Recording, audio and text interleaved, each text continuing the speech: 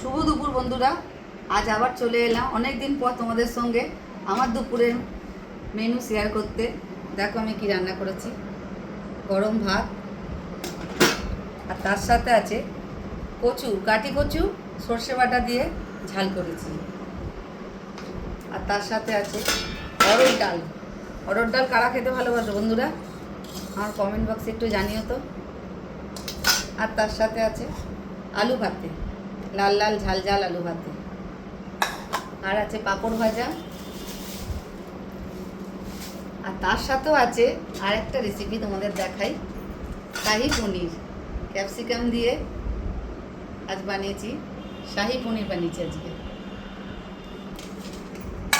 আর আছে ডিম সেদ্ধ।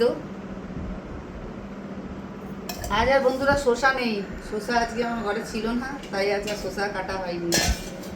এই মেনুগুলো যদি তোমাদের ভালো লেগে থাকে তাহলে আমার কমেন্ট বক্সে একটু আমাকে জানিও। আর জানি না তোমরা কে কোথা থেকে দেখছো।